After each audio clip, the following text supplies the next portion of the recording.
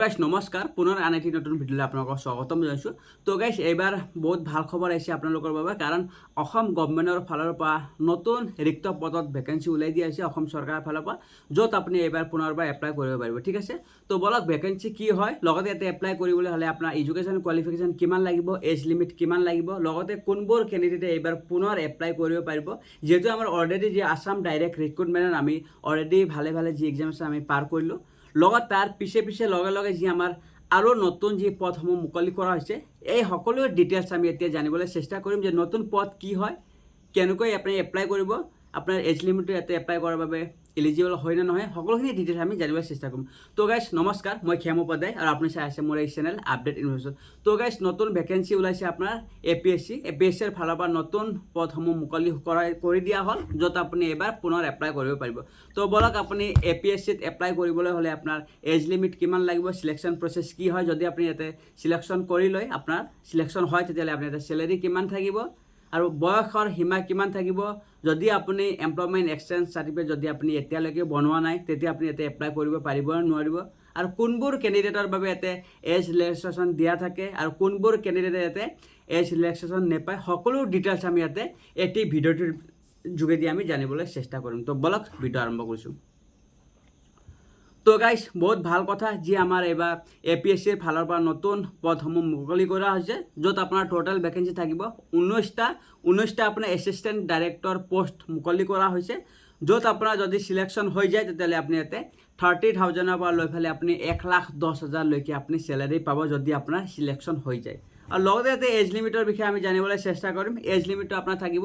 21 বছৰ, জেনেৰেল কেণ্ডিডেটে ইয়াতে 21 বছৰ, 21ৰ পৰা লৈ পেলাই আপোনাৰ 38 বছৰ 21 to 38 ইয়াৰ্ছলৈকে আপুনি ইয়াতে এপ্লিকেশ্যন ছাবমিট কৰিব পাৰিব। আৰু লগতে ইয়াতে এজ লিমিটো দিয়া থাকে, অকল এইটো নহয় যে আপুনি 21ৰ পৰা লৈ পেলাই 38 বছৰলৈকে আপুনি এপ্লাই কৰিব, সেইটো আপুনি জেনেৰেল কেটেগৰী ইয়াতে 21ৰ পৰা লৈ পেলাই 38 বছৰলৈকে আপুনি এপ্লিকেশ্যন ছাবমিট কৰিব পাৰিব। লগতে যদি আপুনি জেনেৰেল নহয়, OBC ST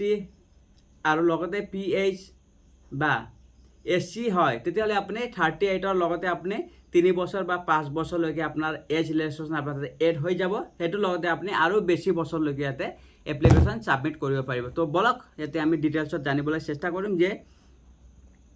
এটা চাব এজ লিমিটটো আছে 21ৰ পৰা লৈ পেলাই 38 বছৰ, আৰু লগতে যদি আপুনি SC হয়, যদি আপুনি SC কেণ্ডিডেট হয়, তেতিয়াহ'লে আপুনি 5 বছৰ এজ ৰিলেক্সেশ্যন পাই যাব। যদি আপুনি ST হয় 5 বছৰ পাব, যদি আপুনি OBC হয় তেতিয়াহ'লে আপুনি 38 বছৰ প্লাছ আপুনি 3 বছৰ 41 বছৰলৈকে আপুনি ইয়াতে এপ্লিকেশ্যন ডালিব পাৰিব। আৰু PWD হ'লে আপোনাৰ 10 বছৰলৈকে ইয়াতে আপোনাৰ এড হৈ যাব এজ ৰিলেক্সেশ্যন। তো গাইছ ইয়াতে চাব যে এইবিলাক আমি গম পাই গ'লোঁ যে আপুনি চেলাৰী কিমান পাব, এজ লিমিট কিমান আছে, টোটেল ভেকেঞ্চি কিমান আছে, আমি গম পাই গ'লোঁ। লগতে ইয়াতে কি আছে যে এমপ্লয়মেণ্ট এক্সচেঞ্জ চাৰ্টিফিকেট নহ'লে আপুনি ইয়াতে এপ্লাই কৰিব পাৰিব, নহ'লে সকলোখিনি ডিটেইলছ ইয়াতে আমি এক্সপ্লেইন কৰি যাম যে employment exchange registration candidate must B registered in the employment exchange of Assam. তো গাইছ যি APSC পোষ্টত এপ্লাই কৰিবলৈ হ'লে আপোনাৰ লগত এমপ্লয়মেণ্ট এক্সচেঞ্জ চাৰ্টিফিকেটটো থাকিব লাগিব বুলি ভালদৰে ইয়াতে মেনশ্যন কৰা আছে। যদি আপুনি এমপ্লয়মেণ্ট এক্সচেঞ্জ চাৰ্টিফিকেট যদি আপুনি এপ্লাই কৰি থৈছে, অলৰেডি আছে, তেতিয়াহ'লে আপুনি ইয়াতে এপ্লাই কৰিব পাৰিব। যদি আপুনি এতিয়ালৈকে বনোৱা নাই, যদি আপুনি নিউ কেণ্ডিডেট হয়, তেতিয়াহ'লে আপুনি গম নাপাই চাগে, তেতিয়াহ'লে মোৰ ডিছক্ৰিপশ্যন বক্সত যি এমপ্লয়মেণ্ট এক্সচেঞ্জ চাৰ্টিফিকেট আপুনি অনলাইনৰ থ্ৰুত আপুনি কেনেকৈ বনাব, সেইটো আপুনি লিংক পাই যাব ডিছক্ৰিপশ্যন বক্সত, তাতে গৈ আপুনি ডাইৰেক্টলি মোবাইল ফোনৰ যোগেদি আপুনি এপ্লিকেশ্যন ডালিব পাৰিব, এপ্লিকেশ্যন আপুনি ছাবমিট কৰিব পাৰিব। লগে লগে আপোনাৰ এমপ্লয়মেণ্ট এক্সচেঞ্জ চাৰ্টিফিকেটটো আপুনি 5 মিনিটৰ ভিতৰত ডাউনলোড কৰিব পাৰিব। ঠিক আছে, সেইটো লৈ আপুনি পুনৰবাৰ এপ্লাই কৰিব পাৰিব APSCত। তো এইখিনি আমি গম পাই গ'লোঁ গাইছ। ইয়াতে চাব যে আছে এপ্লিকেশ্যন যি আমাৰ ছাবমিট কৰিবলৈ অনলাইন এপ্লাই কৰিবলৈ হ'লে ইয়াতে আপোনাৰ এপ্লিকেশ্যন চাৰ্জেছ অকণমান ইয়াতে মেনশ্যন কৰা আছে, যি আপোনাৰ এপ্লিকেশ্যন যি পৰীক্ষাৰ ফিজসমূহ দিব লাগিব অকণমান। যদি আপুনি জেনেৰেল কেণ্ডিডেট হয়, তেতিয়া আপুনি 297.20 আপুনি ইয়াতে এপ্লিকেশ্যন ফিজ দিব লাগিব, পইচা পে' কৰিব লাগিব। যদি আপুনি SC ST আৰু OBC MOBC কেণ্ডিডেটছ হয়, তেতিয়াহ'লে 197.20 আপুনি ইয়াতে দিব লাগিব পইচা, এপ্লিকেশ্যন চাৰ্জেছ। তো এইখিনি আমি গম পাই গ'লোঁ। যদি আপুনি BPL, যদি আপোনাৰ লগত আপুনি BPL হয়, বিল' পভাৰ্টি লাইন, যদি আপুনি দুখীয়া ঘৰৰ ল'ৰা হয়, ছোৱালী হয়, তেতিয়াহ'লে আপুনি ইয়াতে অকল 47 টকাত আপুনি অনলাইন এপ্লিকেশ্যন ফৰ্ম ভৰিব পাৰিব APSCৰ। এইখিনি সুবিধা আছে গাইছ। তো ইয়াতে চাব ষ্টাৰ্টিং ডেটটো আপোনাৰ কেতিয়াবা আৰম্ভ হৈ গৈছিল, ইয়াতে 4 অক্টোবৰ 2024 অৰ্থাৎ আজিৰ দিনটোৰ পৰা APSCত আপোনাৰ অনলাইন এপ্লাই ষ্টাৰ্ট হৈ গৈছে আজিৰ 4 অক্টোবৰৰ পৰা আৰু লাষ্ট ডেটটো আপুনি পাব 3 নৱেম্বৰ 4 অক্টোবৰত ষ্টাৰ্ট হৈ গৈছে আৰু আপুনি 3 তাৰিখলৈকে অহা মাহৰ আপুনি 3 তাৰিখলৈকে ইয়াতে আপুনি এপ্লাই কৰিব পাৰিব যদি আপুনি এপ্লাই কৰা নাই কালিৰ পৰা আপুনি ষ্টাৰ্ট কৰি দিয়ক এপ্লাই কৰিবলৈ তো এপ্লাই কৰা যি লিংক আছে লিংকটো আপুনি ডিছক্ৰিপশ্যন বক্সত পাই যাব তাতে গৈ আপুনি এটা ক্লিকৰ ভিতৰতে নিজৰ মোবাইল ফোনৰ যোগেদি আপুনি এপ্লিকেশ্যন কৰিব পাৰিব